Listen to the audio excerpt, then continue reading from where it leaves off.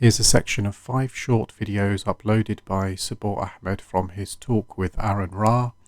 I will offer an analysis on each one in turn. Now, if you believe in instrumentalism, you basically do you subscribe to it? Yeah. Okay, you subscribe to it. Then that basically means when scientists are talking about unobservable entities, processes, and structures, right, they are not saying something which is true. They are saying something which it might be true or might be false. They're agnostic about it. So if you're a scientific instrumentalist, that means Darwinian evolution, which you support, you don't believe it to be true. If you're an instrumentalist. The last few seconds of this video is just Subboor ranting. He's trying to imply that Aron does not believe in evolution because he is a scientific instrumentalist. This is a distinction between scientific realism and scientific instrumentalism. Realism is the doctrine that universals are real. Instrumentalism is in the philosophy of science, the view that concepts and theories are merely useful instruments whose worth is measured not by whether the concepts and theories are true or false, but how effective they are in explaining and predicting phenomena. This is not a dichotomy, they can overlap. Scientific theories can be true in the scientific sense, but also useful in explaining phenomena. A theory that is true is more likely to make accurate predictions, and a theory that usefully explains phenomena is more likely to be true in the scientific sense.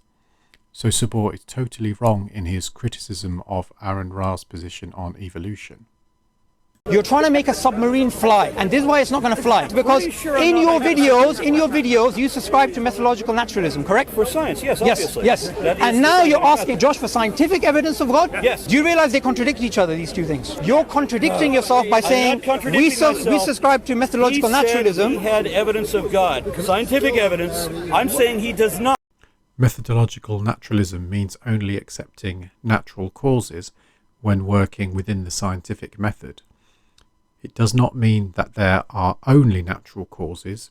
All it means is that we do not get to invoke a supernatural cause until we are able to empirically test for the supernatural within the scientific method. This distinguishes it from philosophical naturalism, which is the doctrine that the natural world is all there is. Therefore, if somebody claims to have scientific evidence for God, then Aron is perfectly right to ask to see that evidence, and that evidence should fit in the scientific framework that is methodological naturalism. Your videos, you're very explicitly clear that methodological naturalism is the way science works. Now, methodological naturalism means natural effects, natural causation. That's it. Yep. Correct? Yep. Now, for somebody to say, I want scientific evidence of God, you're trying to make a submarine fly. This is a rather dumb comment from Subboor, as the offer of a scientific explanation for God was made first and not asked for initially. Darwinian evolution was known to be the things that Darwin himself postulated, which was natural and sexual selection. Wait, hang on. You just contradicted yourself. And no, You just said natural and sexual selection, and before you said the primary force is genetic drift. That's correct. Both statements are indeed Again. correct. Genetic mechanisms such as gene flow, mutation, genetic drift could be considered non-Darwinian because Charles Darwin did not know about genetics. Darwinian evolution could be considered to be just natural and sexual selection, as this is what Darwin knew about.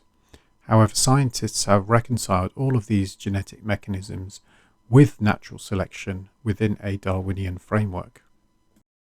Genetic drift is in contrast with natural selection, as the change in allele frequency occurs due to random chance. Subboor was confused about the importance of genetic drift.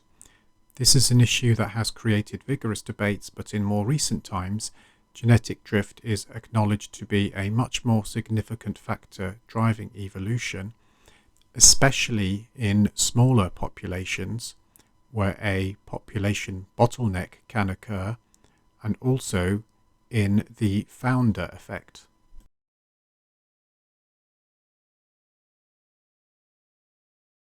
I'm shocked you're saying this. And you're on YouTube. Are you drunk or something? So all you're going to You're telling me did Darwin write about genetic drift? Darwin didn't know about genetic Exactly. drift. So Darwin's main idea So Darwinian was natural evolution- selection. So Darwinian evolution refers only to what Darwin himself proposed, No. right? The Darwinian No. mechanisms, natural and sexual Wait, selection. hang on, Aaron. So that- You're really embarrassing yourself here. No, I'm not. I think we can all see by now that it is Subboor who is embarrassing himself for his lack of knowledge. You're saying the primary driver of evolution is genetic drift? Yes. Okay. You know what I want you to do? I want you to go down the road to the Royal Society. You've just discovered something amazing because according to them, they believe Darwin was right. Natural selection is the primary driving force. Of course, some of them disagree, Darwin was right, and in his time, he didn't know about genetic drift. Of course, Subboor has not done any work in this area. He tries to appear knowledgeable, but we can all see from his collection of videos that he has uploaded and from my analysis that he has a poor understanding and knowledge.